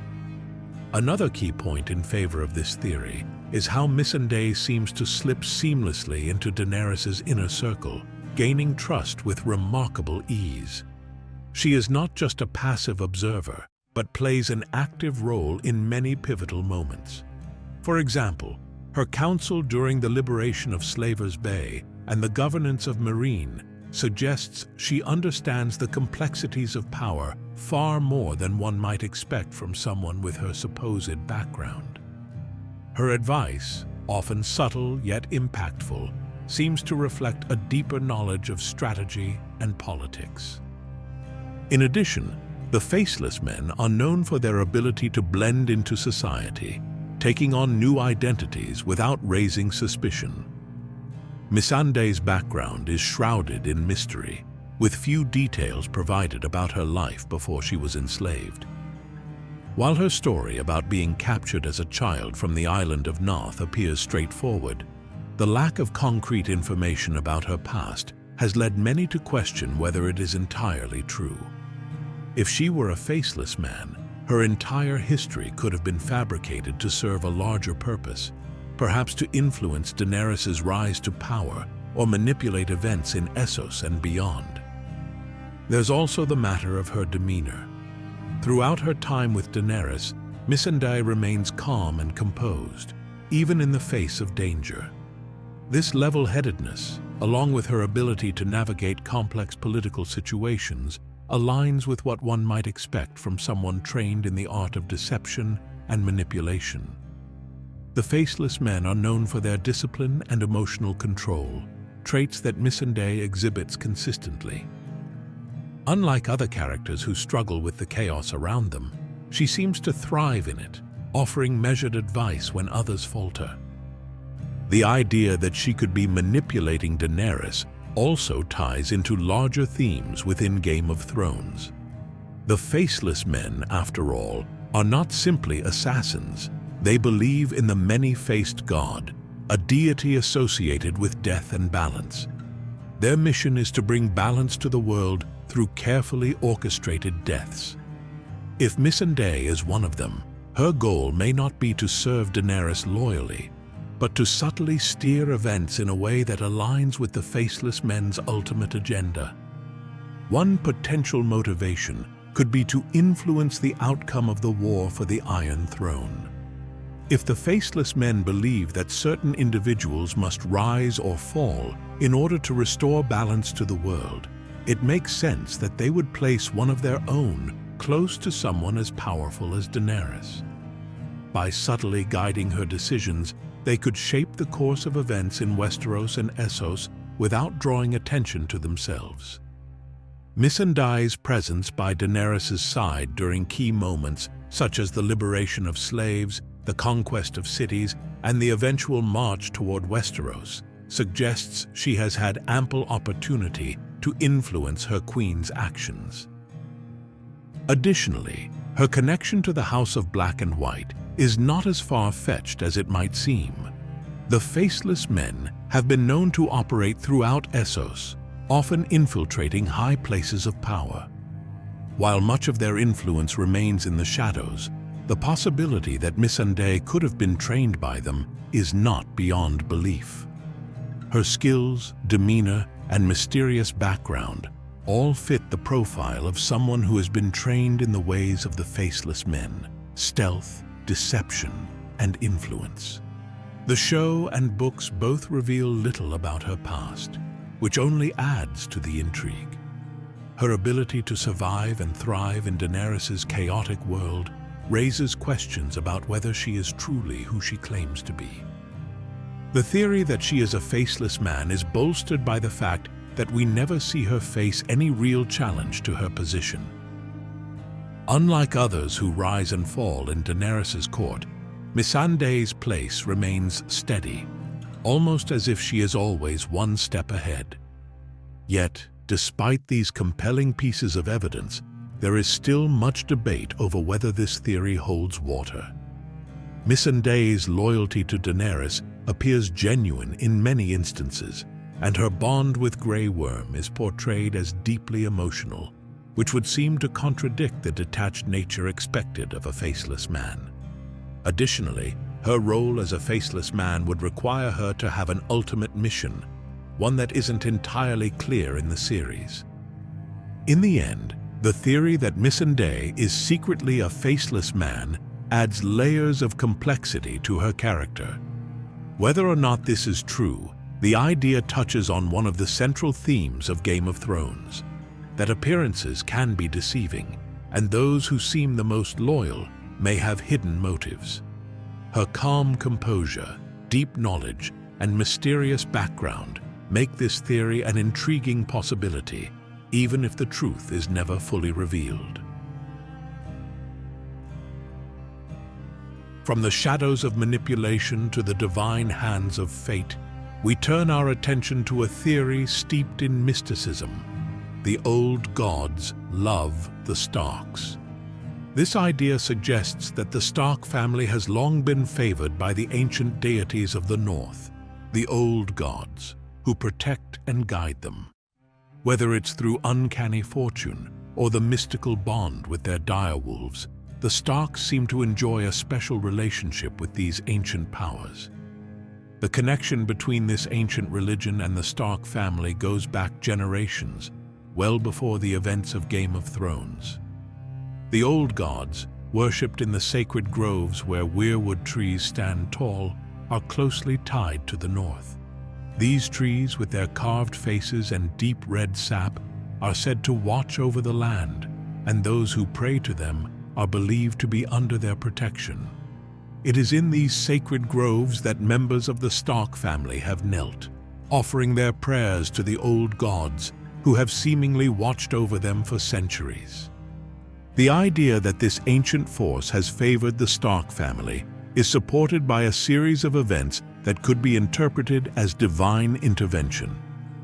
For example, the discovery of the direwolf pups, one for each Stark child, is one of the earliest signs. The direwolf is a symbol of House Stark, and finding 6 pups, one for each child, at the very beginning of the story seems almost too perfect to be a coincidence. Many fans believe that this moment signifies the old gods guiding the Stark family, bestowing upon them protectors who share an almost mystical bond with each child. These direwolves are more than just animals. They seem to possess an intelligence and loyalty beyond that of ordinary wolves, often appearing when the Stark children need them most. Ghost, in particular, remains close to Jon Snow, offering protection and guidance in crucial moments. The strong connection between the Stark children and their direwolves reinforces the idea that the old gods are watching over them, providing them with guardians to help navigate the dangers ahead. Another instance of seemingly divine intervention is Bran Stark's survival after his fall from the tower. Left crippled but alive, Bran's fate seems tied to the old gods from that moment forward. His visions, granted by the three-eyed raven, and his ability to warg into his direwolf summer point to a deeper connection to the ancient powers of the North. As Bran's abilities grow, so does his understanding of the old gods and their influence over the land. His journey north, to the heart of the weirwood forests, solidifies his place as a chosen figure under their watch. Even beyond the magical elements of the direwolves and Bran's abilities, the Starks have experienced what some would call extraordinary luck. Despite facing countless dangers, from political betrayal to open warfare, the family has managed to endure. Ned Stark's legacy, though cut short by his execution, lives on through his children, each of whom survives against overwhelming odds. Robb Stark's downfall, while tragic, still left the remaining members of the family to carry on the Stark name. Arya, after years of hardship, returns to reclaim her place in the North. Sansa, once trapped in the deadly politics of King's Landing, emerges as a ruler in her own right. This streak of survival, despite the odds, seems to suggest that the old gods have a vested interest in keeping the Stark line alive. Unlike other noble families who fall to the tides of war and treachery, the Starks persist. Their close connection to the North, a land defined by its harshness and loyalty to the old gods, suggests that their fortune may be tied to something greater than just circumstance. One of the most significant connections between the Stark family and the old gods is their ancestral home, Winterfell. Built around a sacred weirwood tree, Winterfell has long been a place of power in the North, both politically and spiritually. The ancient godswood at Winterfell serves as a constant reminder of the old gods' presence, and the Stark family's devotion to these deities sets them apart from many other noble houses. While other regions of Westeros turned to the faith of the Seven, the North and the Starks remained loyal to the old gods, preserving the ancient traditions that connect them to their ancestors. The idea that the old gods actively guide the Stark family is reinforced by the themes of fate and destiny that run through their story. Time and again, members of the family find themselves in situations that seem divinely orchestrated. Jon Snow's rise from the illegitimate son of Ned Stark to the king in the North, and later as a key figure in the battle against the White Walkers, suggests that his destiny was shaped by forces beyond his control. His leadership in the North, a land where the old gods are still revered, points to a larger purpose that aligns with their will. Similarly, Bran's transformation into the three-eyed raven feels like the culmination of a plan that began long before his birth. His ability to see the past, present, and future gives him insight into the events unfolding across Westeros. But it also ties him directly to the old gods, whose power flows through the weirwood trees. This connection elevates Bran to a near-mythical status, placing him as a bridge between the human world and the mystical forces that shape it. Even the fall of the Stark family and their eventual resurgence can be seen as part of a larger cycle, one influenced by the old gods. The North, with its long winters and harsh landscapes, is a place of resilience and endurance, much like the Starks themselves. Despite being scattered and nearly wiped out, the family remains tied to their homeland, their survival seemingly ensured by the unseen forces that watch over them. However, not all members of the family experience this divine fortune equally. Robb Stark, for instance, met a brutal end at the Red Wedding, leading some to question whether the old gods truly favor the Starks or if their protection is selective. Yet even in Robb's death, the Stark legacy lived on through his siblings, each of whom plays a crucial role in the story's ultimate conclusion. His downfall, tragic as it was, may have been necessary for the family's eventual resurgence, guided by forces greater than themselves.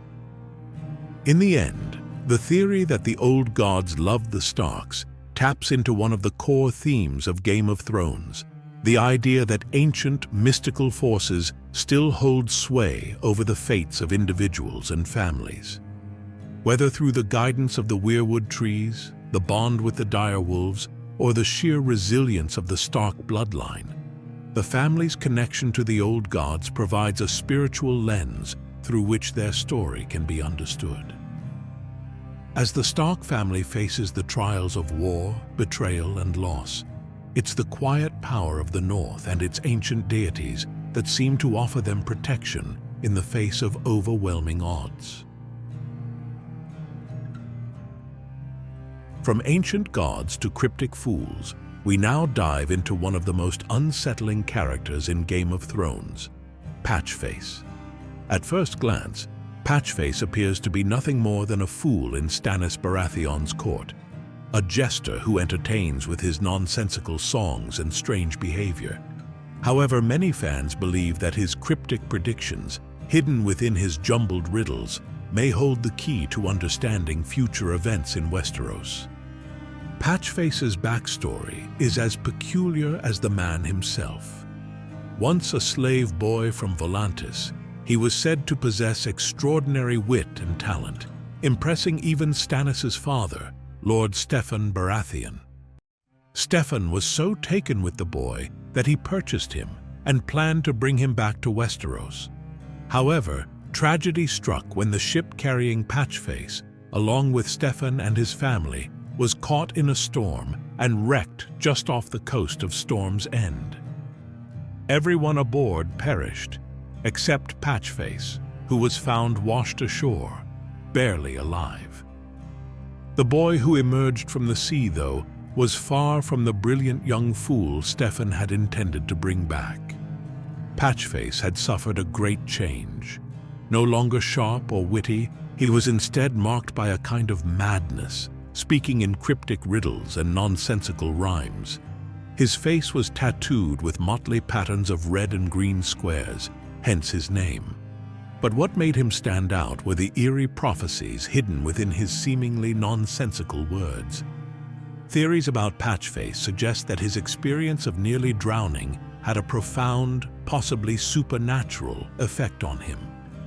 Some fans believe that when he almost died, he came into contact with some ancient power or force, perhaps the drowned god of the Ironborn or the deep magic of the sea. Whatever happened to him beneath the waves, it seems to have gifted, or cursed, him with the ability to foresee events, though his predictions are couched in his bizarre rhymes and riddles. Patchface's most unsettling prophecies are the ones that seem to predict the deaths of characters and disasters that occur later in the story. One of the most well-known examples is his eerie chant, "Under the sea, the birds have scales for feathers. I know, oh, oh, oh." At first, this appears to be nothing more than the ramblings of a mad fool, but some fans believe it hints at the eventual deaths of Shireen Baratheon and other characters tied to the sea or fire. Patchface's repeated references to the sea and things that happen under the sea may symbolize death or even the unknown powers beyond life. The role Patchface plays in Stannis' court is mostly that of comic relief, but for readers and viewers paying closer attention, his words seem to carry deeper meaning. His presence near Shireen, in particular, is especially disturbing. Shireen, Stannis' only daughter, is plagued by the disease known as grayscale, which leaves her face scarred. Despite her condition, she is a sweet and innocent child.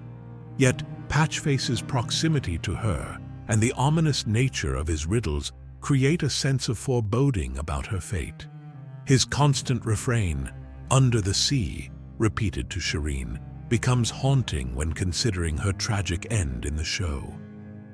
One of the darker interpretations of Patchface's cryptic messages is that he is predicting the end of House Baratheon, particularly in relation to Stannis' obsession with Melisandre's prophecies and the Lord of Light. As Stannis becomes more entangled with Melisandre's magic, Patchface's ramblings take on a more sinister tone. His words seem to mirror the chaos and destruction surrounding Stannis's campaign to claim the Iron Throne. In fact, Patchface's strange behavior could be a contrast to Melisandre's fiery prophecies, a cold, watery counterpoint to her visions of fire and light.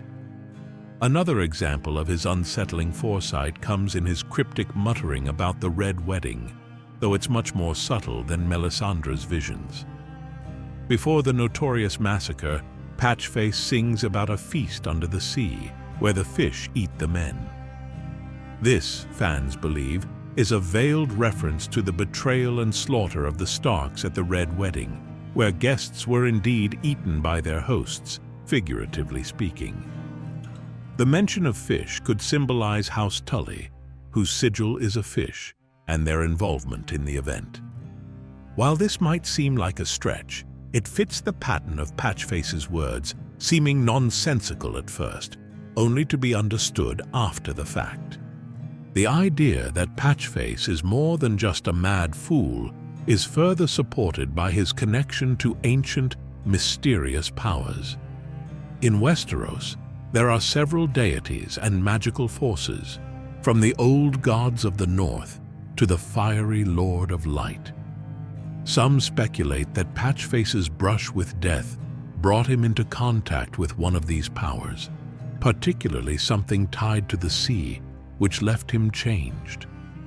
Whether it was the drowned god or another ancient force, Patchface's transformation after his near-death experience suggests that his madness is not as random as it seems.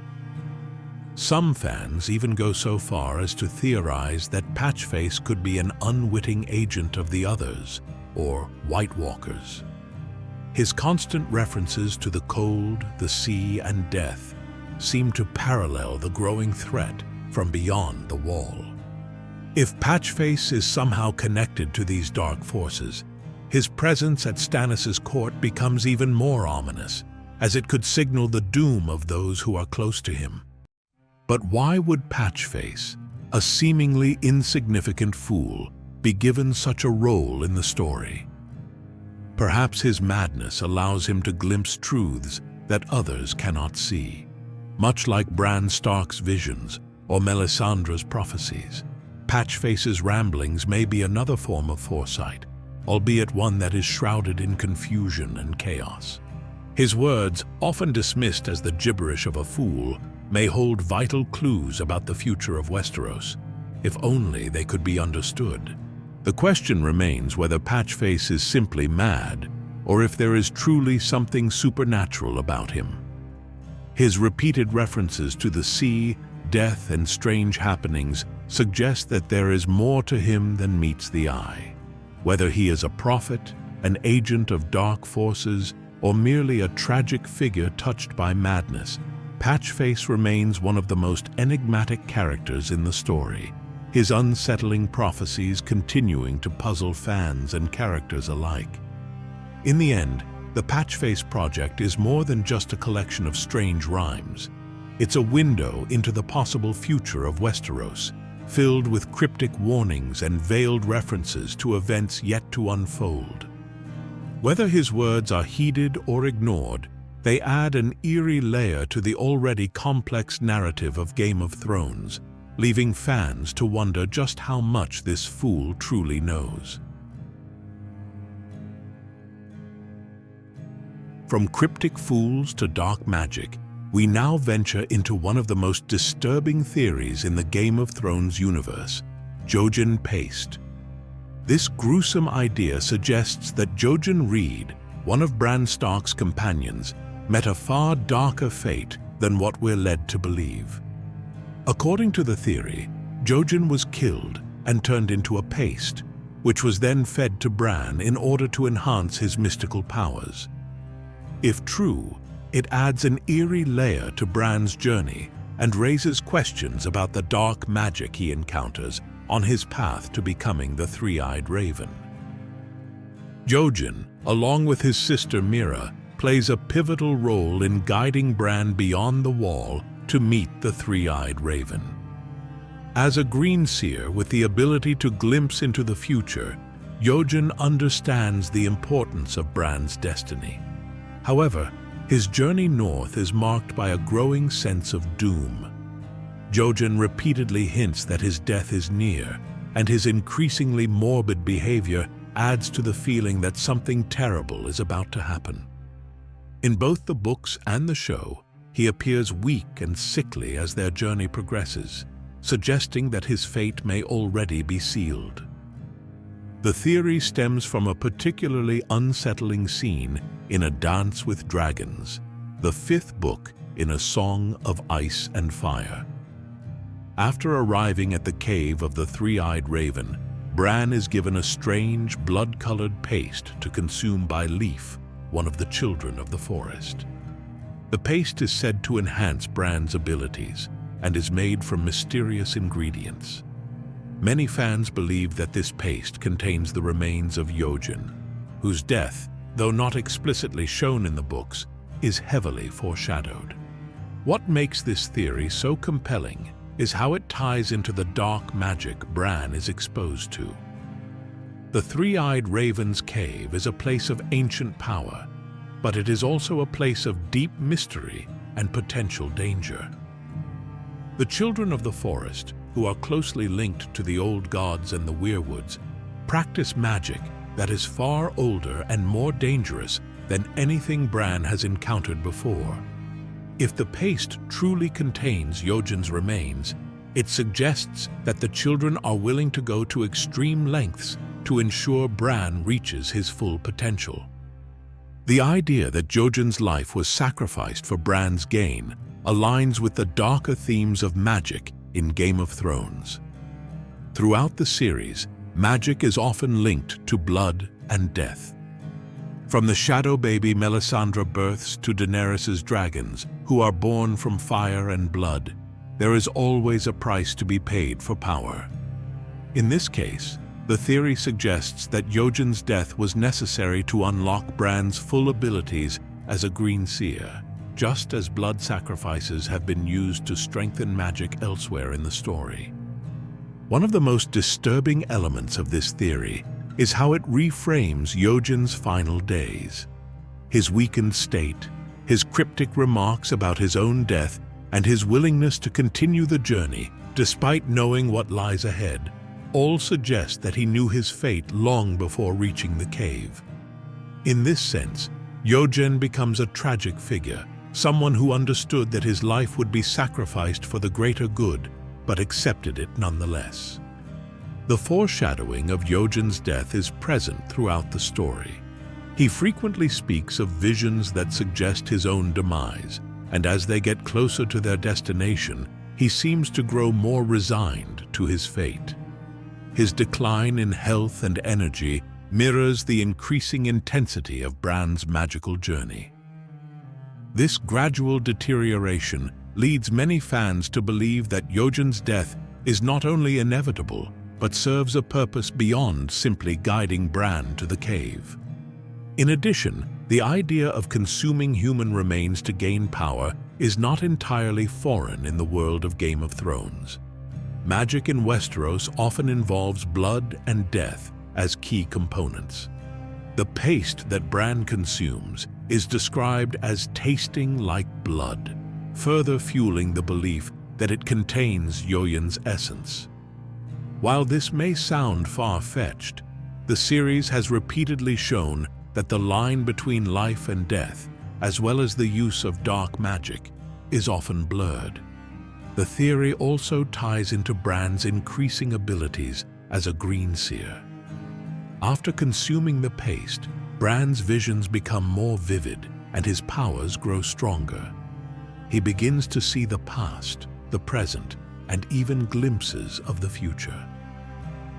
While it's possible that his powers would have grown regardless, the timing of his consumption of the mysterious paste raises questions.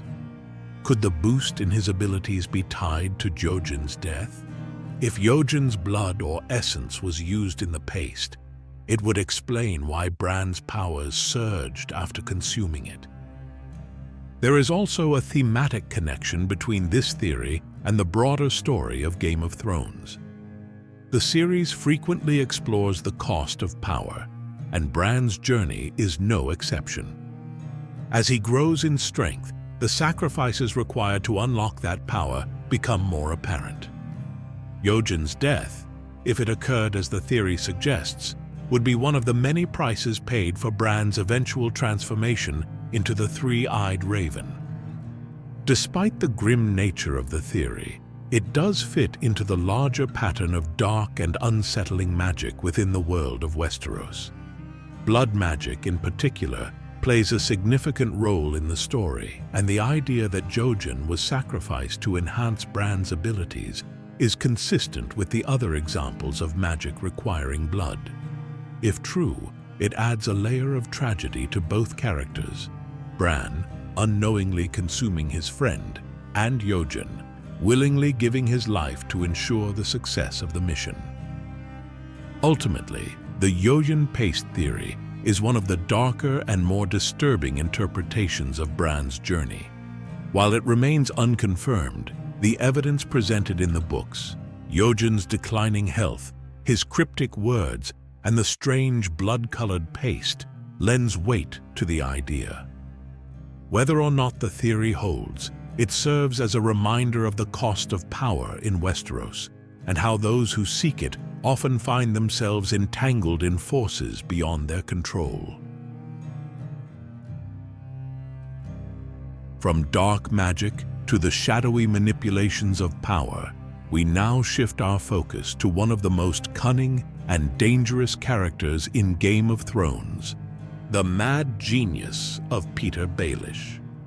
Known as Littlefinger, Baelish is a master manipulator who has been orchestrating chaos across Westeros since the beginning of the series. His actions, seemingly small at times, have rippled outward, creating widespread conflict and shifting the balance of power. Behind his soft-spoken demeanor lies a calculated mind with one ultimate goal: the Iron Throne. Littlefinger's story begins in humble circumstances. Born to a minor noble family, he lacked the wealth or status of the great houses of Westeros. However, what he lacked in birthright, he more than made up for with ambition and intellect. Throughout the series, he uses these traits to climb the political ladder, outmaneuvering those who underestimate him and setting the stage for his grand plan. From the very start, his manipulations are subtle yet effective, moving pieces across the board like a master strategist. One of his earliest moves is his involvement in the death of Jon Arryn, which sets off a chain of events that leads to the War of the Five Kings.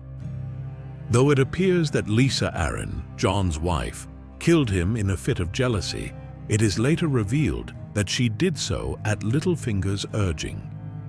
This single act destabilizes the kingdom and triggers the downfall of House Stark. By sowing discord between the Lannisters and the Starks, he ensures the realm is thrown into chaos, a state in which he thrives. For him, chaos is not just a byproduct of his schemes, it is the ladder to power. As the war progresses, his machinations continue to play a key role in the shifting political landscape.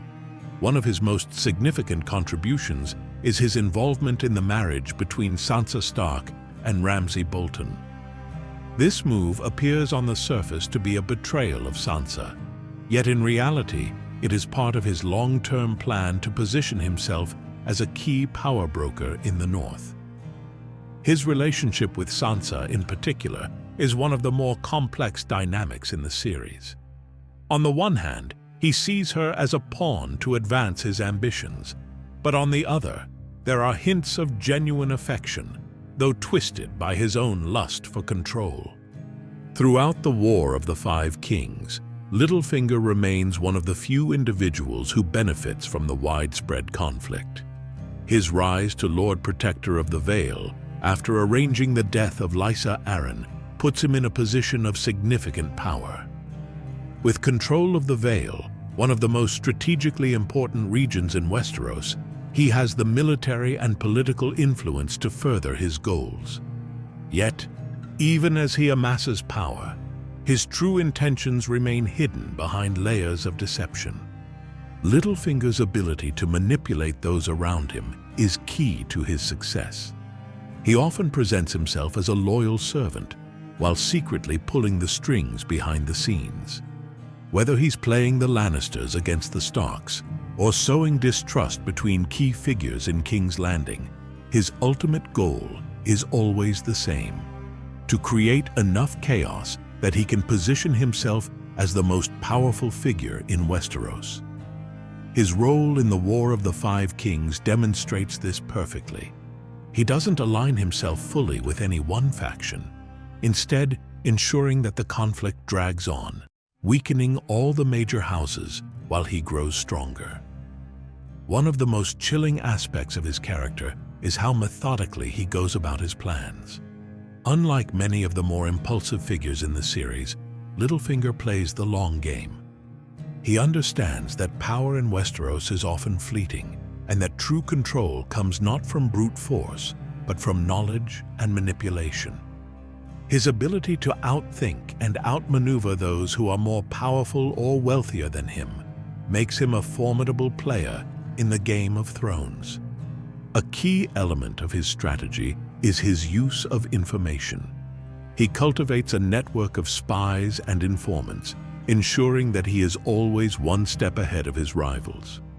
In many ways, this makes him the true master of whisperers, rivaling even Varys in his ability to gather and use secrets to his advantage. While Varys claims to serve the realm, Littlefinger makes no such pretenses. His ambition is purely self-serving, and he is willing to sacrifice anyone to achieve his goals. Despite his outward charm, Littlefinger's ambitions are ruthless. He desires not just wealth or influence, but the Iron Throne itself. His ultimate goal is to rule Westeros, and he is willing to plunge the entire kingdom into chaos to make that happen. What makes him particularly dangerous is that he understands the weaknesses of those in power. He knows how to exploit their desires, their fears, and their pride, all while appearing as nothing more than a humble servant or ally. The culmination of his schemes comes to a head when he is finally confronted by Sansa and Arya Stark. Having underestimated their growing strength and unity, he finds himself outmaneuvered for the first time. His trial and eventual execution in Winterfell marked the end of one of the most complex and dangerous players in the game.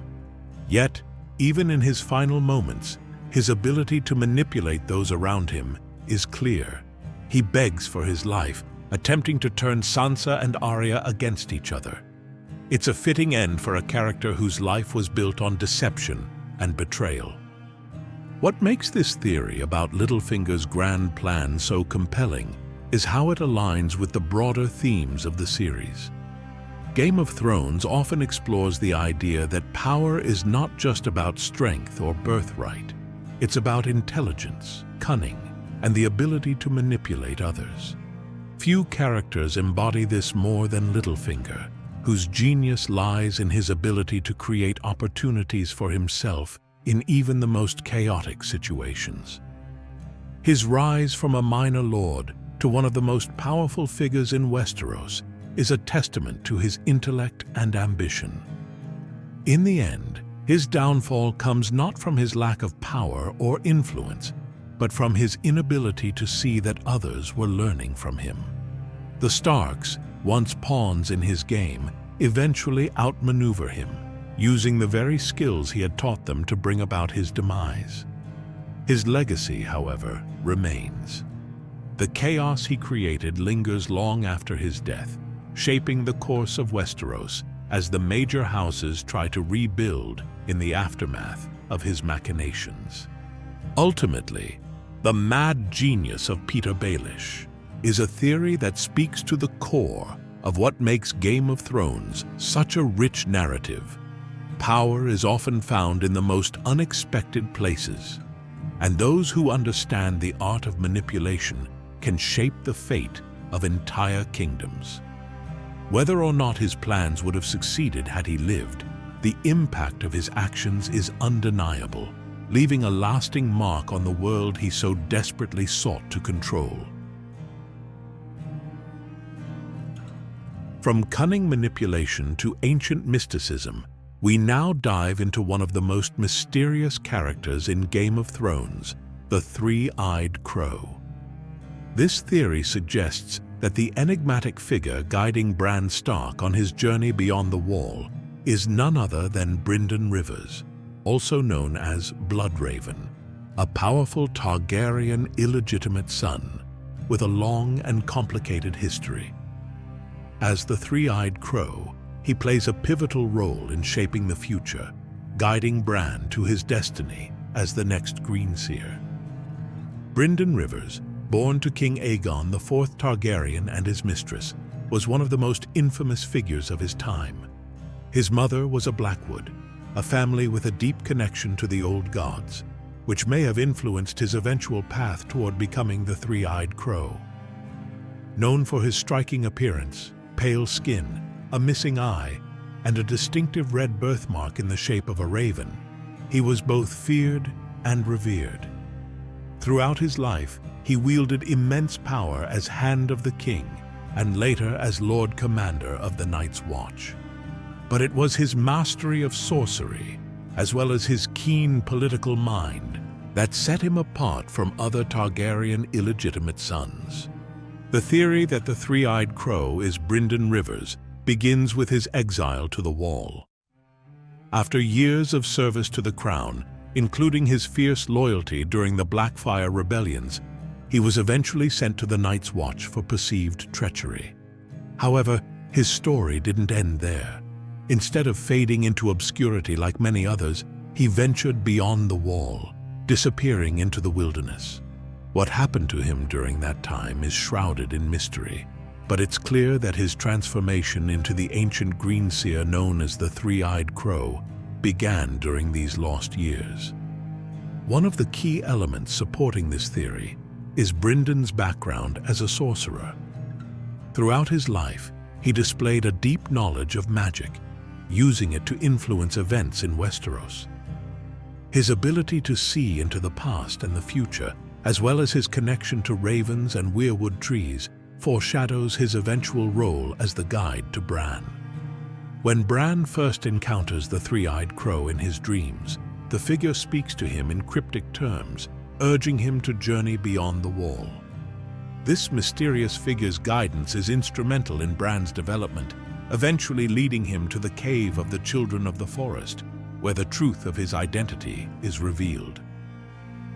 The transformation of Brynden Rivers into the Three-Eyed Crow aligns with the themes of power and destiny that run throughout Game of Thrones.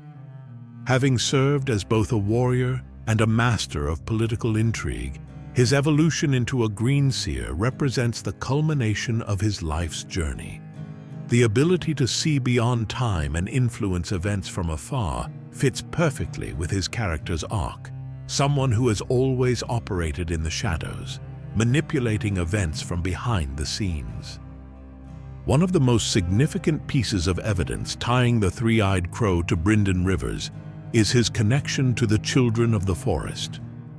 These ancient beings, who once ruled Westeros before the arrival of men, are deeply intertwined with the old gods and the magic of the weirwoods. Brynden's Targaryen heritage and his mother's Blackwood lineage, which is steeped in the worship of the old gods, suggests that he would be uniquely suited to form a bond with these ancient powers. As the Greenseer in the cave, he becomes part of the weirwood network, able to see through the eyes of the trees and communicate with those attuned to the magic of the old gods. The theory also explains why the Three-Eyed Crow is so invested in Bran's development. As a former Lord Commander of the Night's Watch and someone who has seen the dangers lurking beyond the Wall, Brynden understands the existential threat posed by the White Walkers. His guidance of Bran is not just about passing on his knowledge, but about preparing the next generation to confront the growing darkness. In many ways, his entire life has been leading up to this moment, preparing Westeros for the battle against the White Walkers. Furthermore, the Three-Eyed Crow's role in guiding Bran can be seen as part of a larger plan to ensure the survival of the realm. While many characters in the series are focused on political power and personal ambition, the Three-Eyed Crow operates on a much larger scale. His ability to see the past, present, and future allows him to influence key events and shape the destiny of Westeros.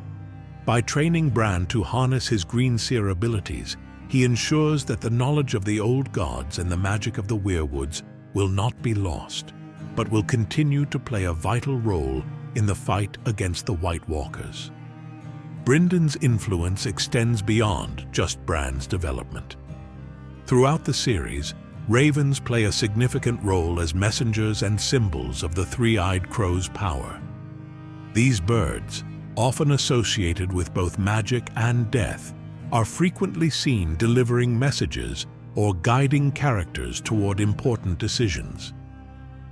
This connection to ravens further cements the idea that Bryndon Rivers, with his distinctive raven birthmark and his lifelong association with magic, has become the ultimate Green Seer. In the books, Bran's visions, while under the guidance of the Three-Eyed Crow, reveal much about the history of Westeros and the deep magic that still exists in the world. These glimpses into the past provide crucial context for understanding the events that are unfolding in the present. Through these visions, Bran learns about the creation of the White Walkers, the origins of the Night's Watch, and the ancient conflicts between the Children of the Forest and the First Men. All of this knowledge is passed down to him by the Three-Eyed Crow, who acts as both teacher and protector. The transformation of Bryndon Rivers into the Three-Eyed Crow also reflects the broader themes of legacy and continuity in Game of Thrones. While many characters are obsessed with their immediate goals, whether that's ruling Westeros or defeating their enemies, the Three-Eyed Crow represents a different kind of power, one that stretches across generations. His role as a Green Seer is not about personal ambition, but about ensuring the survival of the realm. By guiding Bran, he is passing on knowledge that has been preserved for centuries, knowledge that will be crucial in the battles to come. Ultimately, the Three-Eyed Crow is Bryndon Rivers' theory offers a fascinating glimpse into the hidden forces at play in Game of Thrones. It ties together elements of magic, history, and destiny, showing how one man's journey from a Targaryen illegitimate son to a Green Seer shaped the fate of Westeros. Whether through his influence on Bran or his role in the events beyond the Wall, Bryndon Rivers remains one of the most mysterious and powerful figures in the story, his legacy stretching far beyond the halls of power and into the very fabric of time itself. As we come to the end of our journey through the labyrinth of theories, conspiracies, and hidden truths in Game of Thrones, it's clear that Westeros is a land where the known and the unknown constantly collide. The stories we explored, from the revelation of Jon Snow's true parentage to the whispered prophecies of Patchface, show that beneath every event lies a deeper mystery, a web of secrets waiting to be uncovered. Throughout the series, figures like Littlefinger have spun their schemes in the shadows, while ancient forces such as the Old Gods quietly shaped the fate of the North. The idea that every move is part of a larger, more intricate plan is what makes these theories so compelling. Even characters as seemingly innocent as Missandei or as broken as Sandor Clegane have had their roles questioned, leaving us to wonder if there's more beneath the surface than we ever realized. At the heart of it all lies the idea that Westeros itself is a place where power is rarely what it seems. Whether it's the manipulations of Petyr Baelish, the cryptic riddles of Patchface, or the hidden guidance of the Three-Eyed Crow, the game is always being played at multiple levels. we've seen how prophecies and ancient magic continue to weave through the lives of these characters, influencing events in ways that are both subtle and profound. From the past to the present, every thread ties back to the same question: who is really in control? The North has always been a land where the old gods watch over their people, protecting the Starks in times of need. It's fitting, then, that Bran's journey into the heart of ancient magic is guided by the three-eyed crow, a figure with one foot in the past and one eye on the future. These supernatural elements remind us that Westeros is a world not just of politics and war, but of forces far older and more powerful than any king or queen.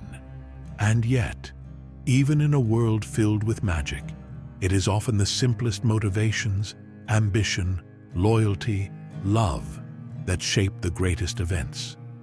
The conspiracies that brought down houses and shifted alliances were born not just out of prophecy, but out of human nature. It's in this mix of the mystical and the mundane that the true magic of Game of Thrones lies, making it a story where anything and anyone can change the course of history. In the end, we are left with more questions than answers. Theories will continue to be debated, and new mysteries will surely arise. But one thing remains certain. In Westeros, the truth is never simple, and the greatest power often belongs to those who know how to use chaos to their advantage.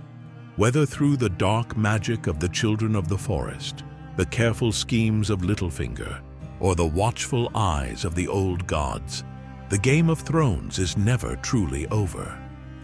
And the deeper we look, the more we realize how much we still have to uncover.